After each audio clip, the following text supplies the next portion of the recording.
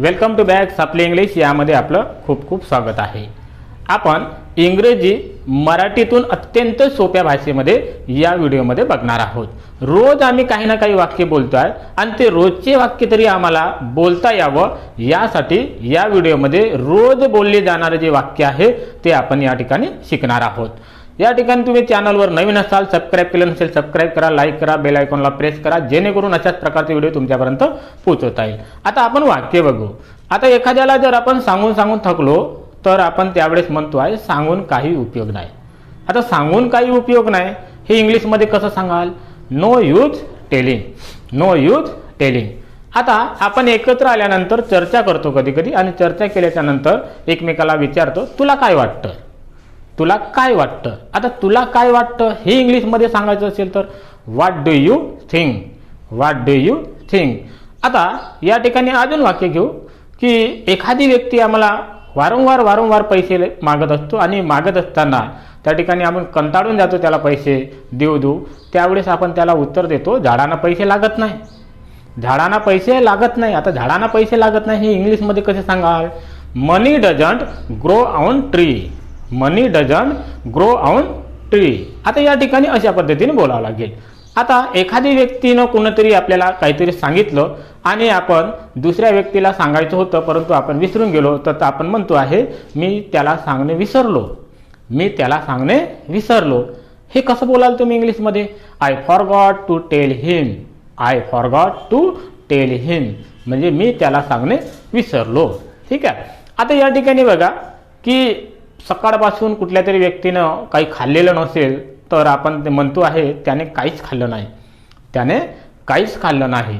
तर आपण इंग्लिशमध्ये कसं सांगाल? ही एट नथिंग, ही एट नथिंग असं या ठिकाणी बोलतो आहे। आता या ठिकाणी बघा एखाद्या व्यक्तीला सल्ला देतो पण सल्ल्यामध्ये कधी कधी आमचं बोलणं जरा तिखट स्वरूपाचं असते तेव्हा कदाचित वाटू शकतं त्या व्यक्तीला कुठली गोष्ट की वाईट वाटू शकतं आणि वाईट वाटू शकतं म्हणून आपण त्याला बोलतो आहे वाईट वाटून घेऊ नकोस। आता वाईट वाटून घेऊ नको हे इंग्लिशमध्ये कसं सांगाल? डोंट माइंड, डोंट माइंड म्हणजे वाईट वाटून घेऊ नको। आता या ठिकाणी अशा पद्धतीने आम्हाला बोलावं लागेल। आता एखाद्याचा स्वभाव जर खूप छान असेल आणि त्या छान स्वभावाला आपण बोलतो आहे त्याचा स्वभाव खूप छान आहे। आता त्याचा स्वभाव खूप छान आहे असं जर तुम्हाला इंग्लिशमध्ये सांगायचं असेल तर कसं सांगाल? His nature is very well, his nature is very well असं तुम्हाला सांगावं लागेल। ठीक आहे। आता या ठिकाणी बघा एखादी काम करत असेल तर काम करत असताना तू हे काम कसं करशील असं जर कदाचित एखाद्या व्यक्तीने जर विचारलं तर आम्ही त्याला म्हणतो जसं तू सांगशील, जसं तू सांगशील। तर जसं तू सांगशील हे इंग्लिशमध्ये कसं सांगाल? As you tell, as you tell म्हणजे जसं तू सांगशील। आता या ठिकाणी एखाद्या व्यक्तीला सांगू थकल्याच्या नंतर कदाचित दुसरा व्यक्ती आपल्याला म्हणतो की तुम्ही त्याला काहीतरी सांगा तर आपण त्याला म्हणतो आहे आम्ही काय सांगावं, आम्ही काय सांगावं। आता इंग्लिशमध्ये आम्ही काय सांगावं हे कसं सांगाल? What shall we say, what shall we say असं तुम्हाला सांगावं लागेल। ठीक आहे। आता त्याच्यानंतर की एखादी कुठली तरी मुलगी असेल तर त्या ठिकाणी कुठेतरी गेली असेल आणि कुणीतरी खोटं बोलून सांगते इकडे आलीच नाही असं कुठेतरी खोटं बोलून सांगत असेल त्यावेळेस आपण म्हणतो आहे मी तिला माझ्या डोळ्यांनी बघितलं, मी तिला माझ्या डोळ्यांनी बघितलं। हे इंग्लिशमध्ये कसं सांगाल? I saw her with my oven I, I saw her with my oven I असे आपल्याला त्या ठिकाणी सांगावं लागेल।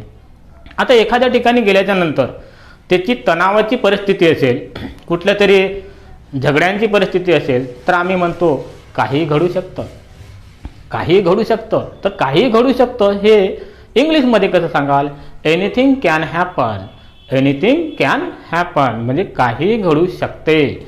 आता या ठिकाणी की एखादी व्यक्ती रागाने घरी आल्याच्यानंतर याच्यावर रागवतो त्याच्यावर रागवतो तेव्हा आम्ही म्हणतो कुणावर रागावू नकोस, कुणावर रागावू नकोस। आता कुणावर रागावू नकोस असं जर इंग्लिशमध्ये सांगायचं असेल तर don't be angry with anyone, don't be angry with anyone म्हणजे कुणावर रागावू नकोस असे या ठिकाणी आपल्याला सांगावं लागते. आता या ठिकाणी बघा, एखादी व्यक्ती समोरचा आपल्याला जे बोलत असताना कदाचित ढ आहे अशा प्रकारचं दर्शवत असेल तर आपण त्याला म्हणतो आहे, तुला वाटते मी ढ आहे, तुला वाटते मी ढ आहे. आता त्याला इंग्लिशमध्ये कसं सांगाल? You think I am dull, you think I am dull म्हणजे तुला वाटते मी ढ आहे, अशा पद्धतीने आपण बोलत असतो. आता या ठिकाणी बघा की चांगलं वागणं शिका. आता एखादी व्यक्तीला सल्ला देतो की चांगलं वागणं शिकलं पाहिजे, तर आम्हाला चांगले वागणे शिका असं कुठेतरी इंग्लिशमध्ये सांगायचं असेल तर कसं सांगाल? लर्न बिहेव वेल, लर्न बिहेव वेल म्हणजे चांगले वागणे शिका. आता या ठिकाणी खोटे बोलण्यामध्ये काही लोक काय असतात, पटाचे असतात, परंतु त्याचं खोटं बोलणं सापडून जातं. त्यावेळेस आपल्याला पनिशमेंट होतं. तेव्हा आम्ही कदाचित म्हणतो मी कधीच खोटे बोलणार नाही, मी कधीच खोटे बोलणार नाही. आता हे इंग्लिशमध्ये कसं सांगाल? I will never lie, I will never lie मी कधीच खोटे बोलणार नाही.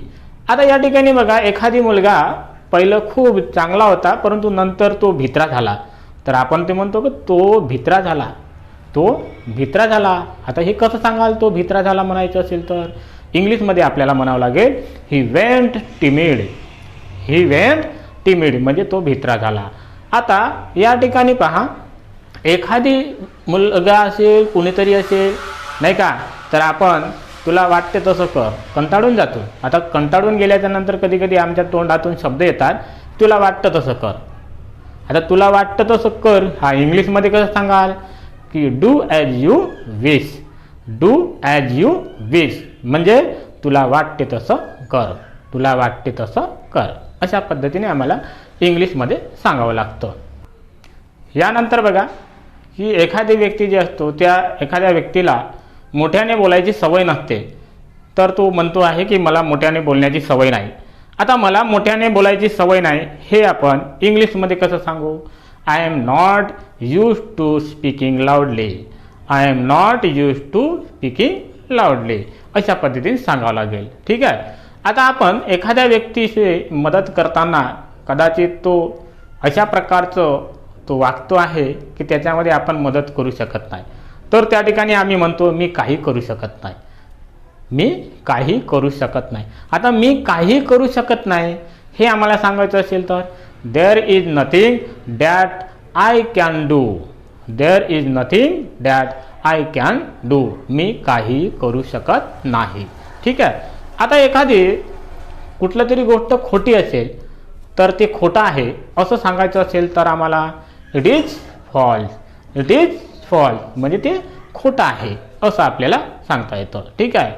आता आपण एखाद्याला म्हणतो आहे की असं करू नका, तसं करू नका, काहीतरी आपण ॲडवाईस करतो, तर आम्ही असे करू नका असं जर तुम्हाला सांगायचं असेल तर don't do that, don't do that असं इंग्लिशमध्ये सांगावं लागेल.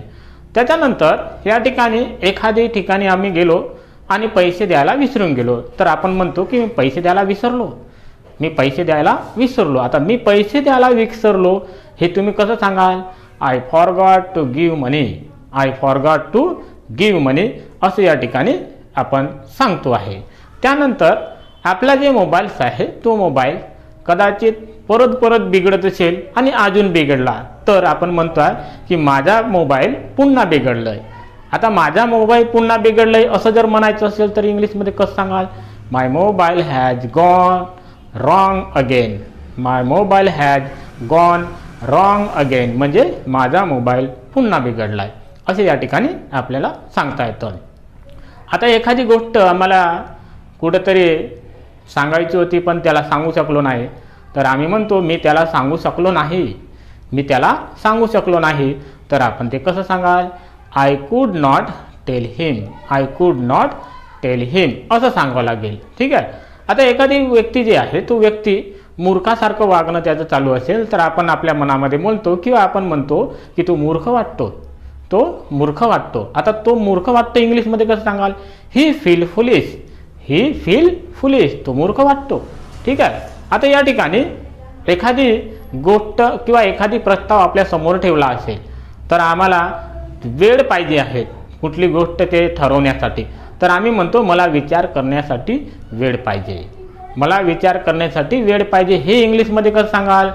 I want to some time to think, I want to some time to think. आता या ठिकाणी मला विचार करण्यासाठी वेळ पाहिजे असा त्याचा अर्थ होतो. आता कुठलंही काम करण्याच्या याच्यामध्ये असताना आपण दुसऱ्याला ॲडवाईस करतो की स्वतःवर विश्वास ठेव, स्वतःवर विश्वास ठेव. हे इंग्लिशमध्ये कसं सांगाल त्याला? Believe in your self, believe in your self, स्वतःवर विश्वास ठेव असं आपल्याला सांगावं लागेल. आता काही जे महिने आमच्या हातून निघून गेले असेल, 2 महिने, 4 महिने, 5 महिने, 6 महिने, तर आम्हाला ते 6 महिने निघून गेले असं जर सांगायचं असेल तर 6 month went by, 6 month went by, म्हणजे काही महिने आम्हाला असंच सांगायचं असेल तर या ठिकाणी आम्हाला 6 आहे, 7 आहे, 8 आहे असं कुठल्याही पद्धतीने आम्हाला महिन्याचा उल्लेख करून आपल्याला सांगता येते. 6 महिने निघून गेले म्हणजे 6 मंथ वेंट बाय असं सांगावं लागेल. ठीक आहे.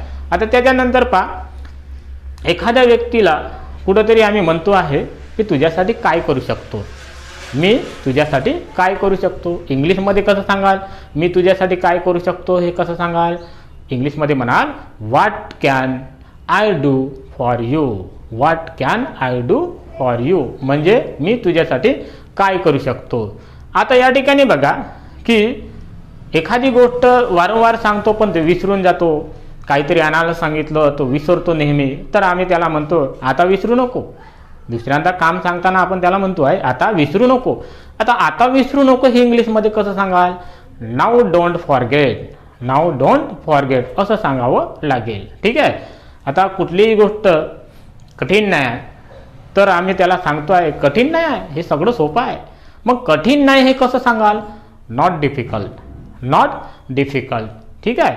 आता आपण कुठून तरी बाहेरून आलो आहे आणि भुकेला असेल तर आपण म्हणतो आहे मला काहीतरी खायला दे, मला काहीतरी खायला दे. आता मला काहीतरी खायला दे हे इंग्लिशमध्ये कसं सांगाल? Give me something to eat, give me something to eat, मला काहीतरी खायला दे अशा पद्धतीने सांगावं लागेल. ठीक आहे. आता एखादी मुलगा जो आहे काही सांगलं तर कामासाठी तो आळस करतो, काहीतरी करण्यासाठी आळस करतो, तर आपण म्हणतो काय आळशी मुलगा आहे तो, नाही का, काय आळशी मुलगा आहेस तू. आता काय आळशी मुलगा आहेस तू हे इंग्लिशमध्ये कसं सांगाल? What a lazy boy you are, what a lazy boy you are, काय आळशी मुलगा आहेस तू असं या ठिकाणी होईल. ठीक आहे. आता एखादी गोष्ट जे आहे ते शक्य आहे की अशक्य आहे, तर आपण ही गोष्ट शक्य आहे किंवा ते शक्य नाही असं आम्हाला कुठेतरी सांगायचं असेल तर ते शक्य नाहीसाठी काय आहे? It is impossible, it is impossible, म्हणजे ते शक्य नाही. ठीक आहे. आता एखादी मुलगा आहे तो अभ्यासच करत नसेल आणि तो परीक्षेसाठी बसलेला असेल, 10वी असो 12वी असो कुठल्या तरी, तर आम्ही त्याला म्हणतो पास होणं कठीण आहे, पास होणं कठीण आहे. तर आम्ही म्हणतो की it is hard to pass, it is hard to pass असं आम्हाला इंग्लिशमध्ये सांगावं लागेल. आता याच पद्धतीचे जे वाक्य जे असतात ते आम्ही रोजच्या याच्यामध्ये काय करत असतो? बोलत असतो. आम्हाला अशा प्रकारच्या वाक्यांची अत्यंत गरज असते आणि हे महत्त्वाचे वाक्य तुम्ही काय करा? पाठांतर करा, बोला, बोलण्यामध्ये आणा आणि तुम्ही बोलण्याचा सराव करा.